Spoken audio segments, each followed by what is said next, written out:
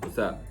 What is so obviously there's the audition itself, where you are performing something, you are singing, you're doing a monologue. Right. Maybe you're at a callback or a dance audition. Okay. Is there more to the audition than the performance itself? Whoa. Oh, man. Okay, guys, this is so important. Oh, it's so big. Okay, sometimes I think we get in our heads that the audition is only like those 2 minutes that you are up in front and singing your song or saying your name, slating, and doing your monologue. Yeah. Or when your role gets to step up and dance. Right.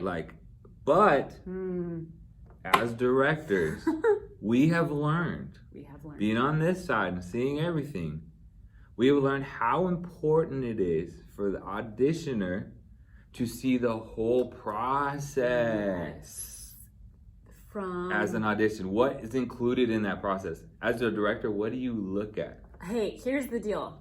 I would, and I have said this before, your audition starts the minute you make some form of communication with someone on the artistic team. Even like an email? Even like an email. So if I'm auditioning for your show and I send you an email and I say, hey, do I have to wear purple to audition for the show? Yeah. Thanks. Peace. Bye. What? What do you should I work harder to send a better impression? Yes, you should. You totally should. Okay. Because you remember that? I remember that. Oh, guys, this is important. Yep. I remember that. I'm not pointing at anybody. Totally remember that though. And in that moment, I, as the director, so here's the real deal. In education, you might get a response, but to be honest, if we were doing professional theater, I probably wouldn't respond if the email was unprofessional, because they've already shown me their professionalism through their email, and I don't want to work with them at that point. Yes. So practice that. No matter, or just adapt that habit. It starts the minute you communicate. So if that is an email, be professional, be gracious, be grateful. Yeah. Show who you are, because you're either remembered for the negative first impression, which that's hard to get back. Yikes. Or the positive first impression, where they're thinking, "Ooh, I can't wait for this person to audition." Right. And you've become a name to them already. That's a big deal. If you become a name, not a number, when it gets to a large casting call, that's a big deal. Yep, that's what you want. Yep. That's what you're looking for. So what are other areas, not just sending an email, what are other areas of like first contact that we should, as auditioners, that we should be making sure that we're making a good impression? The minute you step outside of your car, someone could be watching. They could be, okay. You never know if that's the director drinking a cup of coffee outside, getting some fresh air for a second. True. You don't know. You don't know. You don't know. Could be the stage manager. Ooh, who actually has a big role. Yeah. Because the stage manager, I've been in several auditions where they were talking about who they were going to cast, and the stage manager has spoken up and said, that person was rude when they checked in. I don't want to work with them. Because the stage manager has to work with people closely. Yes. Because they're backstage with you, they're working things through. And so if they don't, it's not just the director picking all the time. No. The stage manager has a big role, especially in a big production. Yeah, totally. So you just don't know who you're encountering. Yeah. So you should think of your audition starting the minute you step out of your car. That first person you have point of contact with, which most likely is the stage manager. Probably. If not, it still is someone who has a voice. Yeah. Be kind. I mean, it's kind of common sense, right? Yeah. Like be a nice person. Yeah. I think sometimes we get so stressed when we're auditioning that we forget some of the common sense things that we do on a daily basis. Totally. And so you just got to remind yourself, breathe, treat people well, do all the things that your mama taught you. Right. That you would normally do on a daily. Right. Be kind, courteous. And I think so then once you pass that even, it then goes to, you still go along with those common courtesies, but treat the people around you with that same the other auditioners, which it can get hard because suddenly you walk in and go, oh my gosh, my competition. Right. And there's 50 other girls dressed in the same dress as me. Right. About to go sing I Dreamed a Dream. Mm-hmm. And they all sound like me. Yeah, it's true. Yeah. Because we've all shown up for the same casting call. Right. But if you're the one that treats them with common courtesy, that also, just in general, is a good thing to do in life. But your stage manager who is there watching is going, oh, team player over there. Or your director who's watching is watching to see how people work as a team. Yeah? If you have to sit in, and you're auditioning, as an auditioner, if you have to sit in a room while other people are auditioning, what are some important things to remember? Oh man, I was just already amening you basically. Yes, go. Okay, things to remember. Back again, common courtesies. Remember that. Common etiquette. Yeah. If it's hard not to go with the don'ts, but the do's. Be encouraging. Yes. Be uplifting.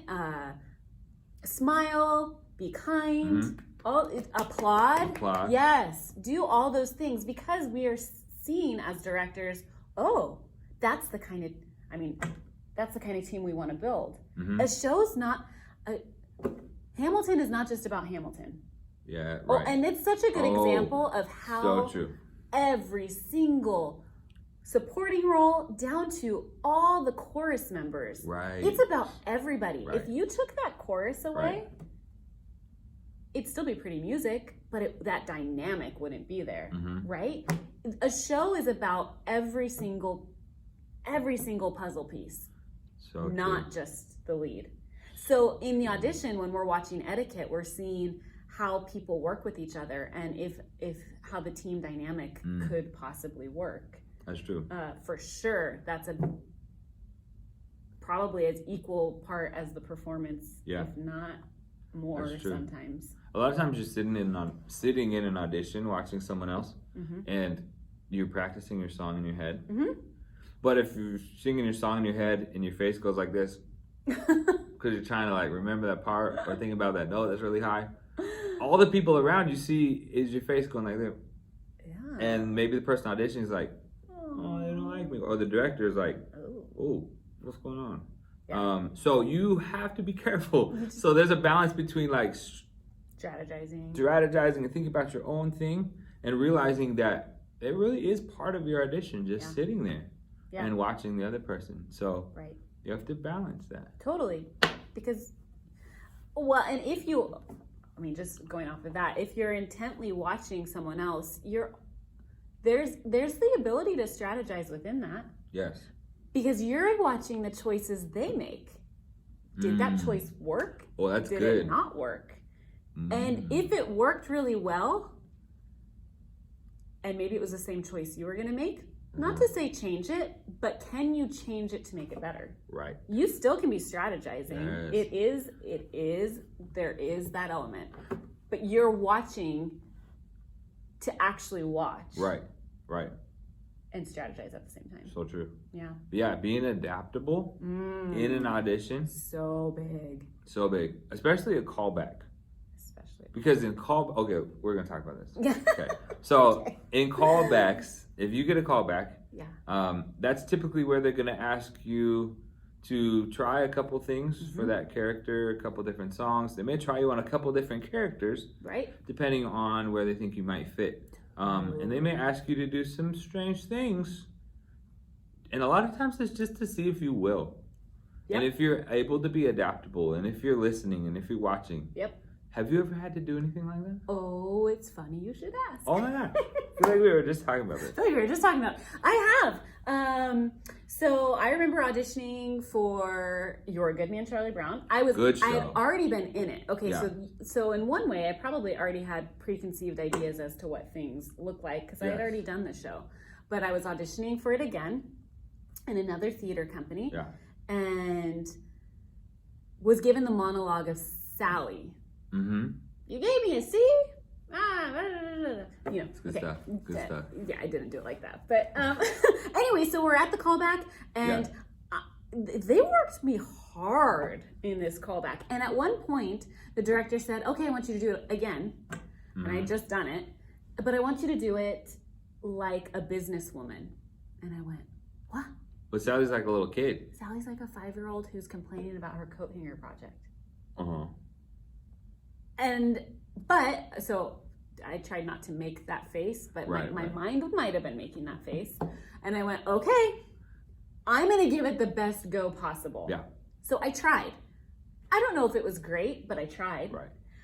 And I think in that moment, the director was seeing adaptability, flexibility, how far can I stretch her? Because it's important. The director ultimately has the full vision of the show. Right.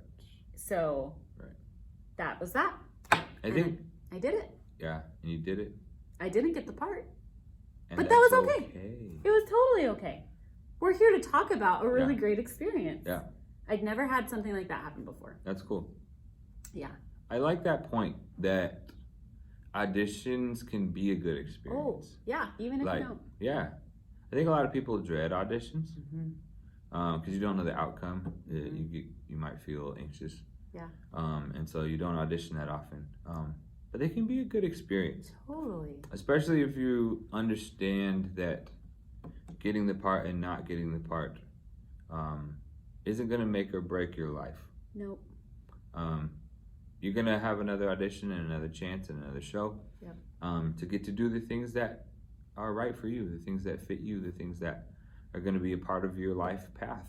Yeah. And a lot of times you won't understand why you didn't get the part that you really, really wanted. And it's okay to not understand. But I would say, and I've said this to many people, don't give up. No. Just keep doing auditions and enjoy the process. Right. And then you'll have a fun story to tell. Exactly. And it's good. And you know, most directors, I'm not going to say all because that word's really big, but most directors have been in the same shoes and haven't gotten the part before. True. Have you had one of those moments before? Oh, for sure. Yeah. I feel like I can always relate because we've done so much theater. I can always relate to the auditioners. And so we try to keep that in mind. We understand this process. It's hard. Yeah. And we know hearts get attached. Mm-hmm. Yeah. Have you ever had one that you were super disappointed with, but you kept going? Yeah. Yeah. Yeah. And if you love performing and you want to be on stage and you want to just feel the rush and you want to perform, you want to get the story out to the audience. If you love it and you're passionate about it, you're gonna not get the part a lot of times. A lot more times than getting it. At least initially, typically that's the case. But then, when you do get those parts, you have to remember that it's not just about that one part. Like that's not like the height of your career and it's, yes, I did that one thing and now I just go back to being in the chorus. No, like everything you did prepared you for that role and that role prepared you for the next thing. And there's so much richness and there's so much goodness in being a part of a production, being a part of telling a story, being a part of a performance that moves people. Yeah.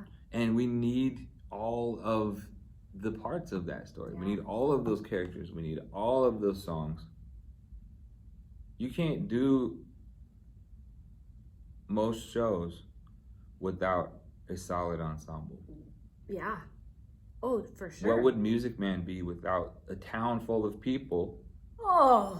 It wouldn't even be the, I don't know. It would just be man. Man, it would be man. I guess it would still be Music Man. I mean, but yeah. But it wouldn't be. He wouldn't have people. Come on. We need the boys band. We need them.